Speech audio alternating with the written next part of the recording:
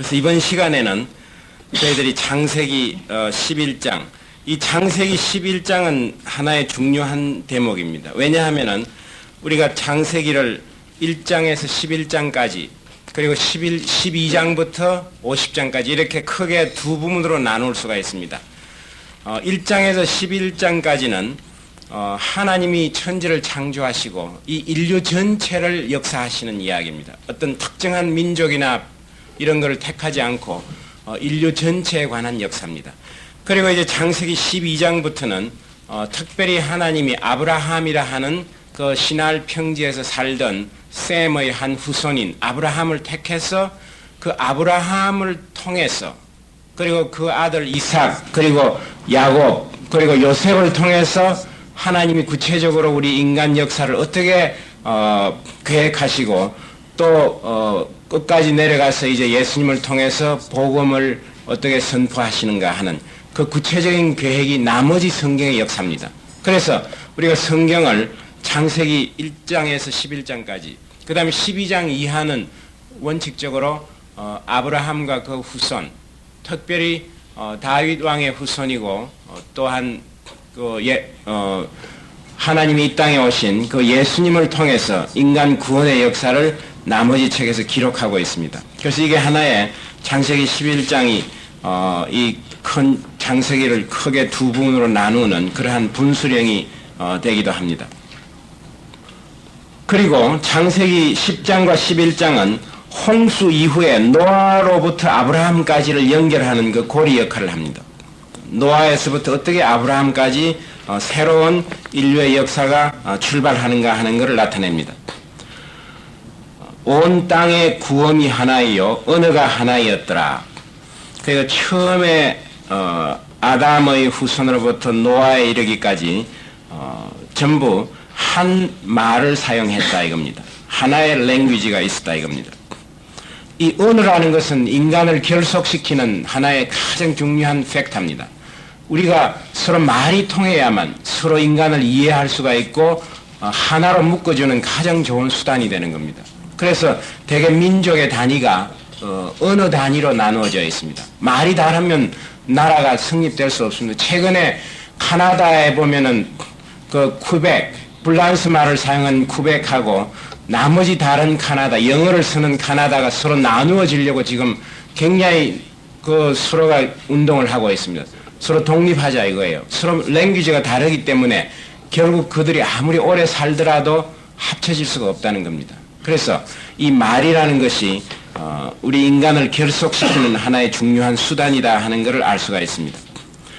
이에 그들이 동방으로 옮기다가 시날 평지를 만나 거기 거하고 서로 말하되 자 벽돌을 만들어 견고히 굽자 하고 이에 벽돌로 돌을 대신하여 역청으로 진흙을 대신하고 여기에 보면은 이 노아 이후에 노아가 아랄랏 산에서 이제 방주에서 나와가지고 동쪽으로 쭉 옮겨가가지고 시날 평지는 메소포타미아의 평야입니다. 티그리스 유프라테스 강 그 사이에 있는 가장 비옥한 인류 문명의 발상지라고 우리가 역사책에서 알고 있는 시날 평지입니다.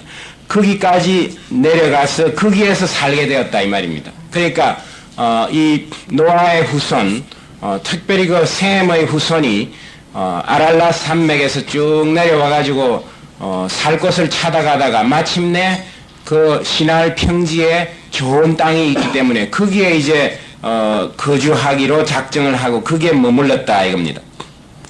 서로 말하되 자 벽돌을 만들어 견고히 굽자 하고 이에 벽돌로 돌을 대신하며 역청으로 진흙을 대신하고 그래서 거기에서 만나서 사람들이 서로 말하는 것이 뭐냐면 벽돌을 만들어 견고히 굽자. 이 시날 평지는 돌이 없습니다. 그건 전부 이게 퇴적되어 있는 그런 찰흙들이 있습니다. 아마 처음에는 이 찰흙을 가지고 집을 지었을 거예요. 그러면 이제 비가 자꾸 오고 이러면 흙이 무너지고 이랬는데 아마 우연하게 어떤 사람이 그 찰흙으로 만든 벽돌을 불에다가 구우면 아주 단단한 그런 그 건축 자재가 된다는 것을 발견한 겁니다. 이게 우리 인간의 그 과학 기술에 물론 하나의 그 시작이라고도 볼 수 있습니다. 이 기술들이 사실은 우연하게 발견된 것들이 참 많습니다. 아마 찰흙으로 이렇게 빚어가지고 누가 불 속에 한번 넣어보니까 그게 돌처럼 단단하게 되는 거예요. 그게 바로 벽돌이에요. 찰흙을 빚어가지고. 그래서 벽돌을 만들고 그 다음에 역청으로 진흙을 대신하고, 아마 그전에는 그 진흙으로 만든 그 돌을 그 흙을 발라가지고 이렇게 쌓아올렸을 거예요. 그 접착제가 필요하니까.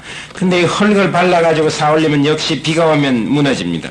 그래서 이제는 이 흙 대신으로, 진흙 대신으로 역청을 사용해가지고, 역청은 상당히 그 끈끈하면서 빗물에 쉽게 내리지 않는 그 모르타르라는 거죠. 모르타르. 영어에 보면 타라는 게 그 콜타르 하는 타입니다. 찐득찐득한 그것을 이제 접착제로 모르타르로 사용해서 굉장히 견고한 그런 이제 건축을 만드는 기술을 개발한 겁니다. 요즘 같으면 첨단 신소재 건축 자재를 발견한 거예요. 그러니까 이 사람들이 맨 먼저 한 게 뭐냐 하면은 성과 대를 쌓아 대 꼭대기를 하늘에 닿게 하여 우리 이름을 내고 온 지면에 흩어짐을 면하자 하였더니, 그래 이 사람들은 항상 살면서 흩어지는 그런 위험을 느끼고 있었습니다. 우리가 언젠가는 다 헤어져 가지고 산산조각으로 나누어진다 하는 그런 그 어떤 강박관념이 갖고 있었습니다. 그 왜 그런 생각이 있었는지 우리가 생각해 보면 나중에 알 수 있을 거예요. 사람들이 이렇게 도시로 몰려서 많이 모이면 모일수록 각자가 서로의 이익을 위해서 노력하는 거예요. 각자가 자기를 최대한으로 유리하게끔. 그러니까 같이 모이면 모일수록 마음속에 전부 개인적인 그런 생각이 듭니다. 그래서 큰 도시가 있지만은 실상은 많은 사람들이 그 안에 마음이 전부 산산조각으로 나누어져 있는 거예요. 지금 사실 우리가 서울에 많은 사람들이 있지만은 서로 마음이 합치되고 통일되는 그런 사람들이 별로 없습니다. 전부 각자 개인주의고 자기 최대 이윤을 위해서 노력하는. 그러니까 겉보기로는 많은 사람들이 모이면 결속이 되는 것 같지만 실제로는 산산조각으로 나누어지는 겁니다. 왜냐하면 하나님이 없는 그런 인간의 결속은 진정한 결속이 될 수가 없습니다. 모이면 모일수록 개인적으로 전부 각자의 이기심 때문에 나누어지는 거예요. 그래서 그런 마음이 이 사람들 은근히 걱정이 되는 거예요. 도시가 아주 모이는데 왜 흩어질까 두려워하느냐. 각자의 마음에 하나의 구심점, 즉 하나님을 중심으로 우리가 형제 자매가 되는 그러한 사랑의 결속이 없기 때문에 마음 구석에 깊이 근심이 있습니다. 아무래도 우리가 이러다가 전부 흩어지고 말겠다 하는. 그리고 또 하나님이 노아가 이제 방주에서 나왔을 때 축복을 주셨습니다. 너희들은 한 자리에 모여서 살지 말고 이 온 땅에 두루 퍼져서 많은 자식을 놓고 정식하고 충만하라, 이렇게 하나님이 명령을 주셨습니다. 그러니까 이 인간들이 하나님의 그 명령에 대해서 잠재의식적으로 항상 거부하는 생각이 있습니다. 흩어져서 자꾸 이렇게 정식해야 되는데 은근히 흩어지지 않으려는 그런 그 마음을 갖고 있습니다. 그래서 여기에 그 인간의 반항적인 그러한 심리가 나타납니다. 하나님이 없이 인간끼리 모여서 살고 싶은 그러한 반항심이 작용을 합니다. 성과 대를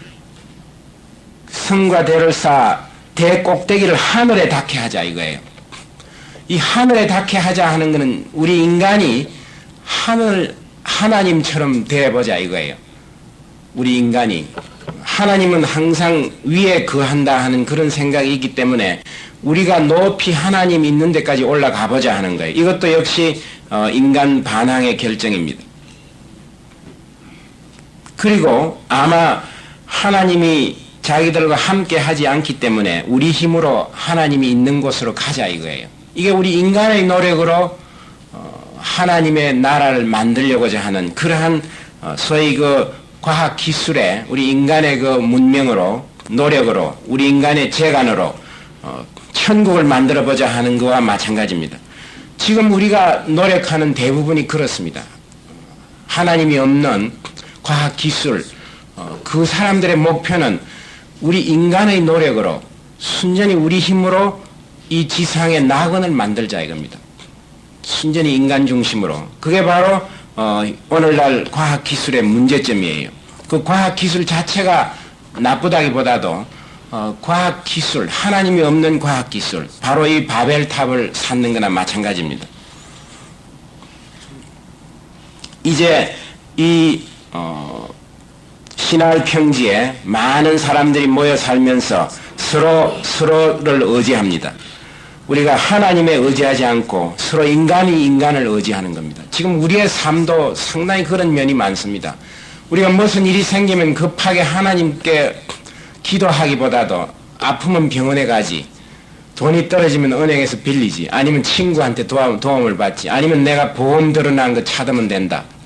전부 내가 해놓은 거, 우리 인간끼리 전부 이렇게 서로 결속을 해가지고 하나님의 도움이 하나도 없더라도 비가 안 오면 우리가 만들어 놓은 댐이 있지 않느냐 이거예요. 그 강물을 댐 그걸 쓰면 되지 꼭 뭐 기도해야 되고 이럴 필요가 없는, 지금 우리 인간들이 해놓은 게 전부 어쩌면 하나님으로부터 이 독립하려는, 하나님의 도움이 없이 우리 인간이 만들어 놓은 걸 가지고 자족하면서 살려는 그런 노력의 결정이 바로 우리의 이 문명이라고 생각해 볼 수가 있습니다.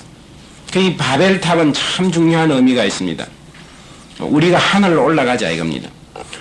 처음 아담과 하와가 하나님이 금한 선악을 아는 열매를 따먹은 거 있죠. 그것도 바로 내가 하나님처럼 되고자 한다 하는 그거예요. 그 사탄이 네가 먹는 날에는 정녕 하나님과 같이 된다 이거예요. 선악을 알고. 그런 유혹입니다. 우리가 항상 가장 경계해야 할 유혹은 내가 하나님처럼 되자 이거예요. 내가 하나님을 대신하자 이겁니다. 그게 제일 경계해야 할, 여기도 이제 인간들이 모여가지고 집단적으로 꾀하는 하나의 전체적인 집단적인 반항의식이 그러한 것으로 나타납니다. 여기 보면 전부 어떻게 되어 있습니까? 우리가 하는 말이 나오죠. 우리가 무엇을 하자, 우리가 무엇을 하자 이렇게 나옵니다. 하나님의 어떤 의지하는 것이 전혀 보이지 않습니다. 그리고 또 이렇게 대를 쌓고 큰 이 집을 짓는 것이 목적이 뭐냐면 우리 이름을 내자 이겁니다. 우리의 이름을 내자. 그러니까 우리의 명예를 위해서 한다 이겁니다. 그리고 온 지면에 흩어짐을 면하자. 그러니까 우리가 남산탑을 멀리서도 다 보죠. 볼 때 아주 나는 자랑스러운 서울 시민이다. 우리 남산탑은 우리 서울을 상징한다. 그런 하나의 상징을 만들어 놓고 그것을 중심으로 이제 결속을 하려는 겁니다. 인간이 만든 어떤 하나의 목표, 하나님을 둘러싸고 하나님의 그 공통 요소를 가지고 서로 모이는 게 아니라 인간이 만든 남산탑을 바라보면서 우리는 자랑스러운 서울 시민이다. 어떻게 하더라도 서울에 살자. 흩어지면 죽는다. 이런 생각이 그 당시에 들었습니다. 사실 이 여기에 나오는 신할 평지는 인류 문명의 발상지라고 역사책에 나와 있습니다. 벌써 이 아브라함 때 이전에 굉장한 문명이 있었습니다. 그 예로서는 하무라비 법전이 있죠. 그 하무라비 법전은 실제 발견된 그 당시 거기에는 책을 어떻게 만드느냐면 점토에다가 이렇게 글자를 이렇게 쇠기처럼 이렇게 찍어가지고 만든 그런 글자들을 가지고 썼습니다. 그런 하무라비 법전이 발견이 되었습니다. 그 점토를 구워서 만든 책인데, 그게 실제 발견이 되고, 그게 아주 굉장한 법률적으로 현대의 법률에 아주 표본이 될 그런 여러 가지 인간사에 대한 법률들이 나와 있습니다. 그게 언제냐 하면은 하무라비 왕이 살았던 데가 BC 2000 한 400~500년, 300년에서 400년 사이였습니다. 그러니 그 당시에 벌써 글이 있었습니다. 우리가 이 문자라는 것이 상당히 오래전에, 그러니까 지금부터 4,000년 전에 벌써 그런 그 법전을 만들 정도로 굉장한 문명을 이루고 있었습니다.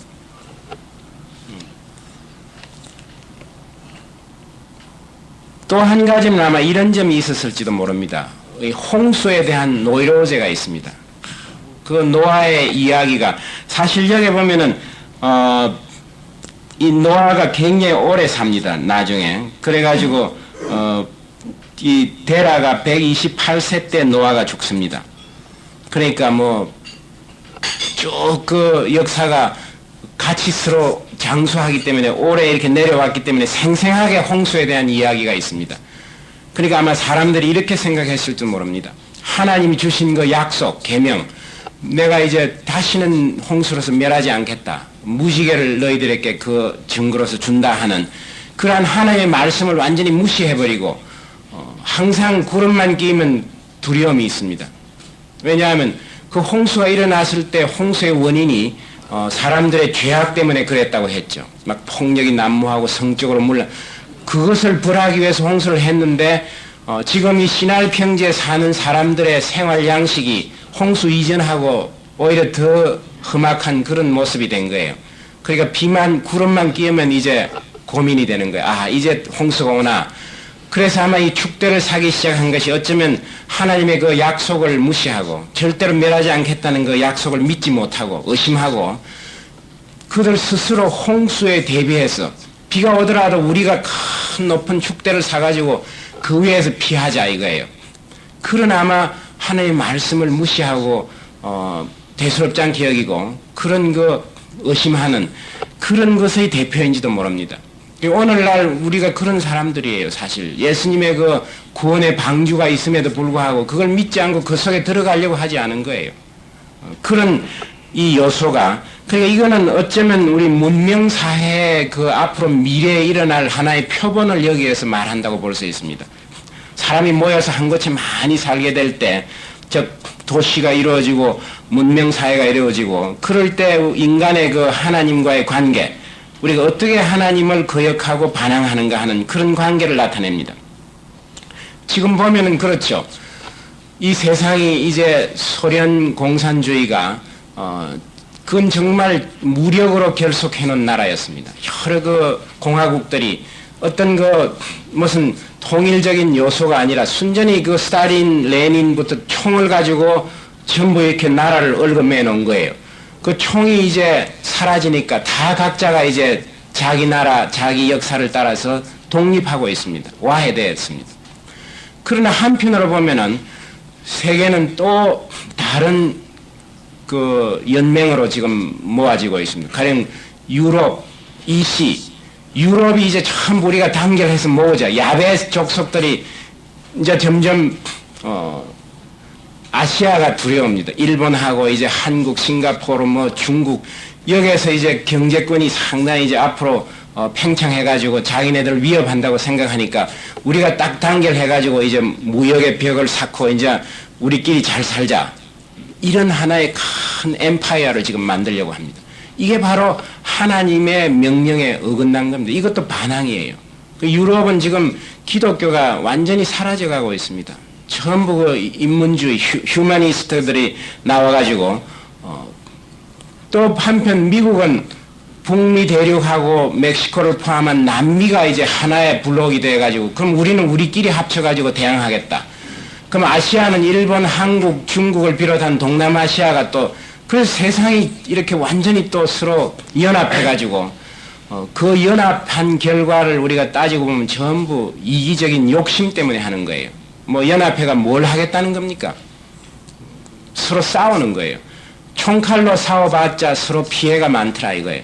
우리가 이제 경제적으로 전쟁을 하자 이겁니다. 그래서 이 인간이 연합해가지고 세계적으로 도모하는 모든 역사는 항상 하나님에 반항하는 하나님과 멀어지는 하나님의 보호로부터 인간 스스로가 해방되려고 하는 완전히 free from God 내가 하나님하고는 상관도 하기 싫으니까 나대로 맡겨달라 하는 그 욕망이 여기에 드러나고 있습니다. 그래서 고대 문명의 그 대명사가 바로 바빌론이에요. 이 바빌론은 세상의 악을 대신하기 때문에 성경에서 바빌론이라고 나오면 그것은 세상의 모든 하나님을 대적하는 그러한 세력의 집단이 이 바벨론이다 이렇게 생각을 할 수가 있습니다.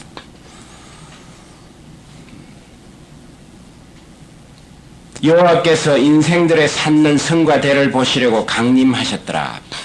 여기 보면 참 재미있는 대조가 있습니다. 하나님이 우리 인간이 여기 성이 지금 그 이라크나 이런 데 가면 발견이 되는데 성터가 이걸 지구랏이라고 합니다. 지구랏. 이 지구랏은 대개 사이즈가 얼마나 되느냐 하면 이 정사각형도 있고 직사각형 모양도 있는 대개 90m, 90m 그러니까 가로가 90m, 세로가 90m, 높이가 90m예요. 그러니까 뭐 엄청나게 큽니다. 우리가 사실 100m쯤 되는 이런 건물을 보면은 그게 이제 가로 세로가 이렇게 되어 있고 그게 이제 정방형으로 높이가 90m입니다. 아주 큰 그런 물론 그 피라미드나 여기에 비하면 적지만은 이런 그 지구랏형의 이 성대축이 많이 발견됩니다. 그래서 이런 것들을 아마 그 당시에 그 바벨론 타워라 우리가 소위 바벨탑이라고 하는 그것을 본떠서 만든 것이 아닌가 이렇게 추측을 해볼 수가 있습니다. 그런데 우리 인간이 그렇게 신소재를 개발해 가지고 아주 참 큰 역사를 했는데 하나님 눈에는 보이지 않는 거예요. 하나님이 내려와서 본다 이랬습니다. 그 정도로 조그마한 거에 불과합니다. 우리 인간들이 이게 참 대단하다고 생각하지만은 하나님 보시기에는 여기 보면은 그렇게 높이 사 올렸으면 하나님이 멀리서 봐도 보일 텐데 어떻게 말하냐면은 여호와께서 인생들의 쌓는 성과 대를 보시려고 강림하셨더라 이랬습니다. 내려와야만 보이는 거예요. 여호와께서 가라사대 이 무리가 한 족속이요 한 언어도 하나이므로 이같이 시작하였으니 이후로는 그 경영하는 일을 금지할 수 없으리로다. 그 하나님이 보시니까 도대체 이 인간들이 한 개의 언어를 사용하는 것을 잘못 이용해가지고 서로가 서로를 이해하고 도우려고 하는 그런 목적으로 쓰지 않고 하나님에 반항하는 그런 목적으로 단결을 했기 때문에 이 이후에는 인간들이 집단적으로 행하는 그런 모든 역사가 정말 그대로 둘 수 없는 그런 상황이 된다고 판단을 한 겁니다. 그래서 하나님께서 자 우리가 내려가서 거기서 그들의 언어를 혼잡케 하여 그들로 서로 알아듣지 못하게 하자 하시고 여호와께서 거기서 그들을 온 지면에 흩으신 고로 그들이 성사키를 거쳤더라. 그 하나님이 이 일을 어떻게 중지할까 이렇게 생각해 보니까 말을 혼돈시키면 되겠다 이거. 왜냐하면 성을 살 때 벽돌 올려라 뭐 역청 달라 물 달라 뭐 이렇게 하는데 갑자기 위에 사람이 역청을 좀 달라 이러는데 밑에 사람이 못 알아듣는 거예요. 무슨 말인지. 그러니까 협동해 가지고 함께 역사를 할 수가 없는 거예요. 그래서 뿔뿔이 이제 서로 말이 통하는 그런 족속들끼리 나누어져서 흩어지기 시작했다. 이게 바로 창세기 10장에 나오는 벨렉 때 세상이 나누어졌더라 하는 그 사건이 바로 이거라고 성경은 말을 합니다.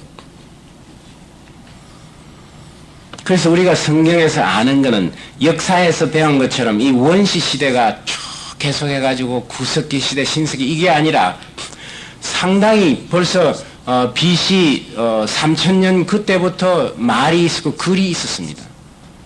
그리고 우리가 이 바벨론이나 이 지방에는 아무리 찾아봐도 석기를 사용한 흔적이 없습니다. 돌을 깎아가 뭘 한 그런 흔적이 바로 청동이나 철기나 이런 연장들이 나옵니다. 그래서 성경을 보면은 두발가인이 라멕의 아들인 두발가인이 동철로서 아주 날카로운 무기를 만들었다고 이래야지 돌로 무엇을 만들었다고 기록되어 있지 않습니다. 그러나 다른 부분에서는 여러 가지 습기나 이런 게 발견되는데 그건 왜 그러냐 하면은 그렇게 해서 흩어져 가지고 각각 환경이 다른 곳에 갑니다. 다른 곳에 가면 새로 시작하는 거예요. 내가 지금 어디 섬에 만약에 포류가 되더라도 내가 뭐 기술 뭐 알지만은 하나도 만들 수가 없습니다. 발전기도 원리도 알지만 어떻게 발전기를 만들어요? 코일이 있어야 되고 그러니까 천상 돌을 이제 이렇게 해서 원시 시대의 생활을 시작하는 거예요. 그건 인간의 그 지능이, 원시인들은 지능이 적어서가 아니라, 우리가 특별히 원시인보다 지능이 발달해서가 아니라 수단이 없는 거예요. 처음에는 우리가 오늘날 누리는 이런 모든 문명은 인간이 쭉 오랫동안 쌓아온 조그만한 그런 노력들, 경험들의 축적이지, 우리가 뭐 머리가 굉장히 좋아가지고 이런 걸 만든 게 절대 아닙니다. 그래서 원시인 하는 그 말이 잘못이에요. 원시인은 미개한 사람이다. 그건 잘못된 거예요. IQ가 하나도 변하지 않았습니다. 뭐 가까운 예로는 무슨 뭐 소크라테스나 이런 사람보다 더 훌륭한 철학자가 나왔습니까? 그렇지 않습니다. 베토벤이나 이런, 물론 뭐 시간이 얼마 안 되지만 그런 위대한 작곡가가 요즘 자꾸 나오는 것도 아니에요. 시간이 갈수록 머리가 현명해지는 게 아니라 점점 컨퓨전이 일어납니다. 혼란이 일어날 뿐이에요. 그래서 이 바벨탑 사건 이후에 모든 역사가 이 바벨탑 사건에서 하나님이 저주한, 너희들이 이제 말을 혼돈시켜 버리겠다 이거예요. 지금 지구상에는 수천 종류의 방언들이 있습니다. 사실 이 언어의 장벽이라는 것은 인간이 인간과 서로 이렇게 가까워질 수 없는 하나의 벽이라고 생각이 됩니다. 서로 만나가지고 말이 안 통하면은, 그러나 서로 말이 안 통하지만은 만나가지고 서로 이렇게 마음속으로 통하는 그런 한 족속들이 지구상에 있는 거예요. 그게 바로 크리스찬들입니다. 우리 믿는 사람은 미국에 어느 나라에 가든 믿는 사람을 만나면은 옛날부터 아는 그런 가족을 만난 것 같아요. 마음이 참 푸근하고 벽이 없어지는 거예요. 그래서 여기에서 언어의 혼란이 일어나서 흩어졌는데, 우리가 성경 역사를 보면 사도행전 2장을 보십시오. 거기 보면은 성령이 강림해가지고 오순절날 서로가 각자의 말을 막 쓰는데 들리기로는 자기 말로 들리는 거예요. 그게 바로 바벨탑 사건에 있어서 하나님의 저주가, 그게 이제 일시적으로나마 해소되는 그러한 경험을 합니다. 그게 바로 뭐냐 하면, 너희들이 예수를 믿고 성령이 임하면은 온 세상 사람들이 비록 다른 말을 쓰더라도 서로를 이해하고 알아듣는다 이거예요. 그게 정말 이 하나님의 그 의도하는 바입니다. 우리가 전부 나라가 다르고 민족이 말이 다르지만은, 그러나 성령님이 함께 하시면 너희들 전부 서로가 이해된다 이겁니다. 나는 한국말로 하는데 이스라엘 사람들 히브리 말로 귀에 들린다 이거예요. 그런 경험을 여러분들이 한번 해보시면 좋습니다. 외국에 가시더라도 아주 좋은 크리스찬을 만나면은 말이 잘 안 통하더라도 서로 생각하는 게 이렇게 교감이 있습니다. 그게 바로 성령의 역사예요. 그래서 이 창세기 11장에서 하나님이 언어를 혼잡하게 만들어서 인간이 서로 다른 인간의 말을 알아듣지 못하게 했는데, 그러나 오순절날 성령이 이 세상에 강림했을 때, 그럴 때 일시적으로 그 말이 다르지만은 전부 서로가 각자의 말을 했는데 상대방이 알아듣기로는 자기의 방언으로 이렇게 들을 수 있는 그런 기적이 일어났습니다. 지금도 그게 가능합니다. 그러나 아무리 우리가 영어를 잘해도, 아무리 말을 잘해도 하나님의 그 사랑, 하나님이라는 구심점이 없을 때는 절대로 인간이 서로 인간을 이해하고 단합이 안 됩니다. 그러면 그럴수록 헤어집니다. 말을 몇 시간 해도 저 친구가 나를 이해 못한다 이렇게 되는 거예요. 그래서 아무리 우리가 한 언어일지라도 하나님의 그 구심점이 빠져버리면 절대로 인간은 다른 인간을 이해할 수 없는 겁니다.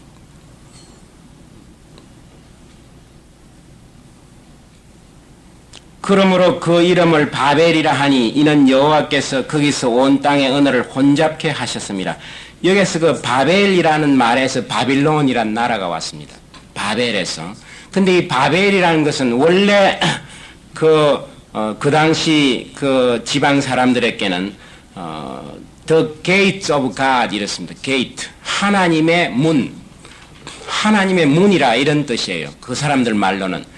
그런데 이 히브리 말로 발랄이라는 말이 있는데, 이 발랄은 뭐냐 하면 혼돈이에요. 혼돈. 그래서 이 바벨이란 그 첫 번째 기원은 하나님의 문, 그 하나님이 그걸 통해서 오고 가는 야곱이 그 천사들이 하늘하고 땅으로 있는 사닥다리를 보았다고 했죠. 그것도 똑같은 말로 썼습니다. 여기 나오는 바벨하고 같은 히브리 말로 썼습니다. 그래서 그 원뜻은 하나님이 이 지구하고 이렇게 인간하고 서로 교통할 수 있는 그러한 하나의 통로라 이렇게 되어 있는데 인간들의 반항으로 인해서 그것을 막아버렸기 때문에 이 바벨이라는 게 이 히브리 말로는 혼잡, 혼돈 이런 뜻입니다. 그래서 영어에 보면 베벌이라는 영어 단어가 B-A-B-B-L-E, 베벌. 베벌이라면 입속으로 중얼중얼 해가지고 알아들을 수 없을 때 베벌링 하는 이런 말을 씁니다. 그래서 그 단어의 어원이 거기에서 나왔습니다. 그래서 우리가 여기서 한번 좀 더 생각해 볼 것은 선악을 아는 지식을 우리 인간이 습득한 이래로 인간이 하나님처럼 거의 되었습니다. 하나님이 그만 너희들의 선악을 아는 이 열매를 먹지 마라 했음에도 불구하고 그 명령을 어기고 선악과를 먹었기 때문에 우리가 이런 모든 세상 지식이 늘어나고 이 물질 세계, 하나님의 피조 세계인 자연 세계를 이해하게 되고 거기서 여러 가지 원리를 찾아내가지고 발전도 할 수 있고 비행기도 만들 수 있고 잠수함도 만들고 그게 하나님 말씀으로 창조한 이 생명체를 대신하는 로봇도 만들어가지고 사람처럼 걸어다니면서 청소도 하고 이런 거 만들었죠. 그러니까 하나님의 그 하신 일하고 비슷하게 우리가 할 수 있는 거예요. 어떤 점은 뭐 더 무서운 그런 비행기는 아무래도 새보다는 더 힘이 세죠. 엄청난 이런 걸 만들었습니다. 그래서 정말 하나님이 하신 거하고 비슷한 그런 성과를 올렸습니다. 근데 문제가 뭐냐 하면 우리가 어디까지 멈추느냐 하는 겁니다. 하나님의 영역으로 올라가려고 할 때마다 재앙을 주신 거예요.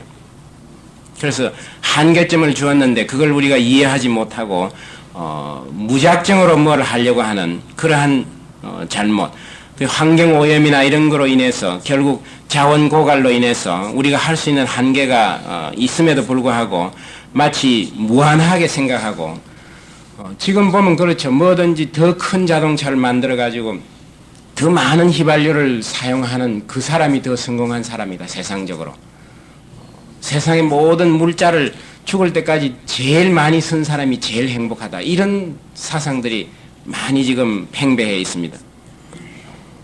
그리고 우리 인간이 단결해가지고 햇일 치고 뭐 역사적으로 훌륭한 일이 하나도 기껏 전쟁이나 하고 사람 죽이는 일을 하고 그런 일들밖에 없습니다. 역사적으로 보면은. 그리고 하나님으로부터 어떻게 하면 우리가 자유롭게 해방되려고 하느냐. 이게 우리 인간의 꾸준한 노력입니다. 가령 역사적으로 보면 르네상스라는 게 있죠. 그 인문주의가 시작한 문예부흥. 그걸 우리가 한번 살펴보면 그게 뭐냐 하면은 그 로만 가톨릭이 너무 하나님을 빙자해가지고 인간을 탄압했어요. 그냥 뭐 조금만 말하면 신성모독에 다 죽여버리고 너희들은 성경도 읽지 말고 하여튼 교황이 시키는 대로만 해야 된다고 심지어 면죄부라는 걸 만들어가지고 죄 지은 사람이 그걸 싸면은 죄가 면한다 하는 그런 거, 그래가 그 성당 같은 거 짓고 이렇게 한 거예요. 그러니까 인간들이 하나님 하면 벌벌 떠는 거예요. 막 신의 저주가 있을지어다 하면 막 그 자리에서 쓰러져서 죽을 정도로 무시무시한 하나님으로 만들어 놨어요. 그때 인간들이 이제 우리가 하나님 욕해도 안 죽더라 이거예요. 죽는다고 했는데 안 죽더라. 이런 걸 조금씩 깨달아가지고 그때부터 인간들이 이제 깨어나기 시작한 겁니다. 그래서 소위 말하는 르네상스, 인간성을 회복하는 운동이 르네상스였습니다. 우리가 자유롭게 음악이나 미술로서 표현하고 하는 그 르네상스가 있은 다음에 지금까지 연결되는 인간의 역사를 보면은 모든 인간의 역사가 하나님의 손길로부터 우리 인간을 해방시키려는 인간성 회복이라고 요즘 말하죠. 인문주의자들이, 소위 휴머니스트들이 하는 말이 그게 바로 오늘의 특징입니다. 이 일이 이 바벨탑 사건에서부터 시작된 겁니다. 그리고 창세기 1장에서 11장까지의 요점을 우리가 쭉 보면 상당히 부정적이에요. 하나님이 창세기 1장, 2장에 참 천지를 만들고 참 아름답다고 이렇게 평을 했는데 그 다음부터 이제 아담과 하와부터 시작해가지고 지금까지 쭉 보면 항상 하나님의 그 아름다운 세상을 파괴하려는 인간 스스로의 욕심 때문에 그리고 인간이 하나님처럼 되어보고자 하는 그런 생각들, 이게 바로 원죄예요. 그런 그 죄악이 우리 마음속에 다 들어있습니다. 그래서 이 sin, 하나님에 대한 그 죄가 마치 바이러스처럼 박테리아처럼 온 인류 인간 사이에 막 퍼져나갑니다. 그러니까 그게 너무 퍼져나가가지고 결국은 노아의 홍수 사건이 일어나게 되고 여기에서도 바벨탑 사건으로 해서 흩어버리는 거예요. 흩어버린다고 해서 죄가 없어지는 건 아니지만 죄의 그 효과가 좀 덜 나타나는 거예요. 그렇죠. 아주 나쁜 사람들이 집단으로 많이 모여 있으면 막 굉장히 그 드러나겠지만 그러나 흩어버리면은 그 죄가 효과가 조금 덜 명백하게 나타나는 겁니다. 그래서 지금 다일루션, 이 희석을 시킨 겁니다. 하나님이. 사실은 하나님이 축복으로서 흩어져서 가득 채우라 했는데 우리는 그걸 축복으로 받아들이지 못하기는 하나님의 저주로서 흩어진 것가 되어버렸습니다. 말을 혼잡게 해가지고 도저히 같이 살 수 없도록 그렇게 흩어졌습니다. 결국은 에덴 동산이 바벨로 바뀐 겁니다. 에덴 동산의 그 아름다움이 우리 인간이 만든 바벨로 대치된 거예요. 사실은 하나님이 만든 그 참 하나님이 기뻐하신 그 세상이 우리 인간 스스로가 만든 혼돈된 confused 혼돈 상태에 빠진 세상이 되어버렸습니다.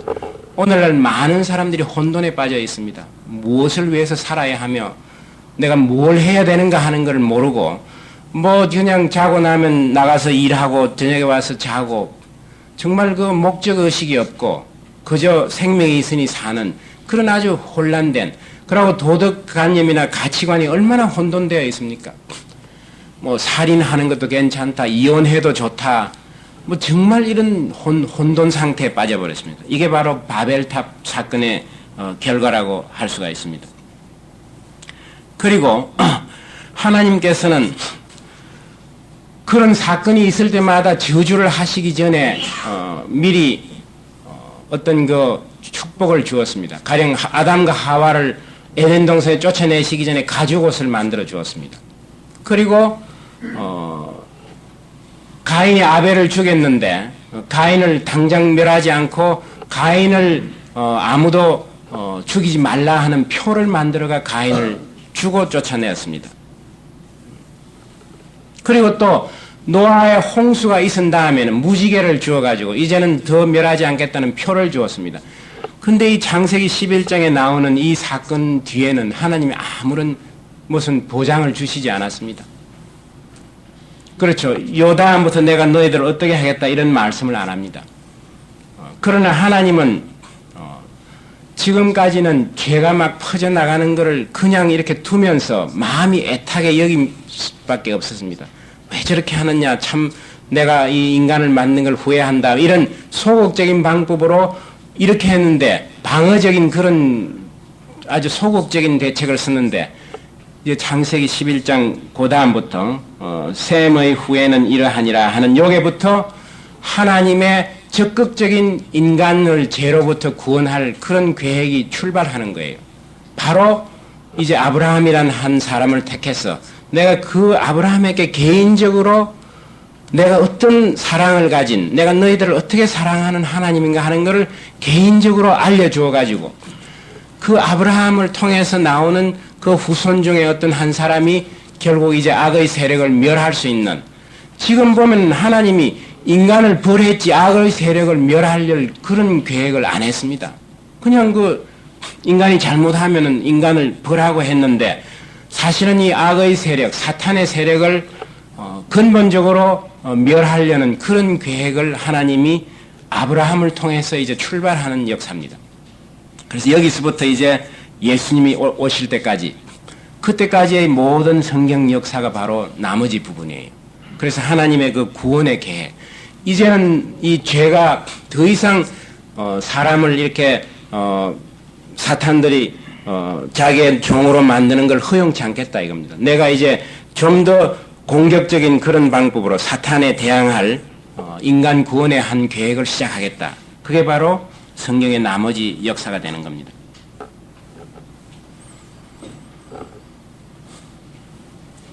그래서 이 나머지 부분은 그 10절에서 쭉 요거는 사실 그 아브라함이 어떻게 셈의 후손과 연결되는가 하는 그것을 이제 기록했습니다. 거기 보면 셈의 후에는 이러하니라. 셈은 100세 곧 홍수 후 2년에 아르박사를 낳았고 아르박사를 낳은 후에 500년을 지내면 상당히 많이 오래 살았습니다. 뭐 여기 보면 수명이 500년, 뭐 600년, 900년까지 이르는 수도 있는데 굉장히 이제 오래 살고 쭉 이렇게 나와서 쭉 보면 나중에 23절에 보시면 나홀을 낳은 후에 200년을 지내며 자녀를 낳았으면 나홀은 29세에 데라를 낳았고 이 데라가 바로 아브라함의 아버지입니다. 데라를 낳은 후에 119년을 지내며 자녀를 낳았으며 데라는 70세에 아브라함과 나홀과 하란을 낳았더라. 그럼 70세에 아들 셋을 낳았느냐? 이게 아니에요. 첫 아들을 놓은 게 아마 70세에 놓았다 이거예요. 사실 아브라함은 여기 보면 막내 아들쯤 되는 거예요. 첫 아들이 아닙니다. 하란이 맏아들이에요. 그런데도 우리가 지난번에도 보았지만은 중요한 사람을 이름을 먼저 냅니다. 데라 후에는 이러하니 데라는 아브라함과 나홀과 하란, 그러니까 아브라함이 세 형제가 있었습니다. 하란은 롯을 낳았으며 하란은 그 아비 데라보다 먼저 본토 갈대 우르에서 죽었더라. 그러니까 아버지보다 먼저 하란이 죽고 그 하란의 아들인 롯이 나중에 아브라함과 같이 여행을 하게 됩니다. 여기에 하란하고 도시 이름 하란이 있는데 그게 아마 그 하란으로부터 왔다 이런 설도 있지만은 그렇지 않을 수도 있습니다. 그 전에 이미 하란이란 도시가 있었습니다. 아브라함과 나홀이 장가들었으니 아브라함 아내 이름은 사레며 나홀의 아내 이름은 밀가니 하란의 딸이요. 여기 보면 나홀은 밀가라는 하란의 딸과 결혼한 걸 볼 때 하란이 상당히 다른 이 두 형제보다 나이가 많았음을 알 수가 있습니다. 이것처럼 근친 결혼을 많이 했습니다. 그러니까 아브라함의 뭐 가령 둘째 형인 그 나홀이 있었는데 이 나홀이 누구랑 결혼을 했습니까? 밀가인데 밀가는 하란의 딸이라고 그랬습니다. 그러니까 우리 촌수로 하면 뭐가 되는 거예요? 형님의 딸과 결혼한 거예요. 에? 조카랑 결혼한 거가 되겠죠. 밀가의 아비며 또 이스가의 아비더라. 사레는 잉태하지 못함으로 자식이 없었더라. 데라가 그 아들 아브라함과 하란의 아들과 그 손자 롯과 자부 아브라함의 아내 사레를 데리고 갈대아 우르에서 떠나 가나안 땅으로 가고자 하더니 하란이 이를 거기 가하였으며 데라는 205세를 향수하고 하란에 죽었더라. 요건 우리가 다음 시간에 하기로 하고, 제가 여기에 휴머니스트 매니페스토 2라는 게 있습니다. 이게 마치 그 인본주의 선언 이제 2라는 거예요. 커뮤니스트 매니페스토라는 것이 공산당 선언하듯이 지금 이 세상의 가장 문제가 이 인본주의입니다. 우리가 바로 내가 바로 신이다 하는 그 성경에서 말하는 제일 하나님이 우리 인간으로부터 경계하고 미워하는 그걸 바로 인간이 바로 신이다 이거 보면, 그래서 여기 보면 열 몇 가지의 그 선언이 나옵니다. 맨 처음에 뭐가 나오냐면 종교에 관한 게 나오는데 그게 이래 나왔습니다. 우리는 하나님으로부터 시작하는 게 아니라 인간으로부터 시작한다 이래 나왔습니다. 성경은 태초에 하나님이 이렇게 시작하는데 여기에서는 우리 인간으로부터 시작한다 이렇게 되어 있습니다. 그리고 뭐 여러 가지 도덕 뭐 이런 기준이 있는데 여기 보면 심지어 그 개인에 관한 그 도덕의 6번째 이런 게 있습니다. 우리는 산하지 않을 할 권리가 있고 또 낙태를 할 권리가 있으며 또 이혼하는 것도 인정되어야 한다. 완전히 성경에 말하는 것 전부 반대하는 그런 내용이에요. 그리고 우리는 이 세상이 한 정부가 되는 것을 지지한다 이래 놨습니다. 그러니까 여기 지금 바벨탑 사건에 일어난 것처럼 전부 그 Federation of Nation, 이 온 세상이 하나의 가버먼트. 그래서 그 아주 무시무시한 그런 그 1984년이라는 그런 그 조지 오웰의 소설에서도 나오는데 그런 아주 무시무시한 그 검은 정부를 만들어 가지고 바벨탑 사건 당시에 그런 하나의 그 인간 결속을 원하는 거예요. 우리 인간의 이 모든 소위 인본주의자들의 이 결속이 완전히 성경 말씀에 배치. 우리의 모든 윤리 도덕은 기준은 오로지 인간의 경험에 의해서 생겨야 된다 이래 놨습니다. 상황에 따라서 바뀌어야 된다 이거예요. 그러니까 절대적인 선악이 없고 그때그때 필요한 그대로 우리가 따르는 것이 그게 바로 선이다 이렇게 되어 있습니다. 마치겠습니다.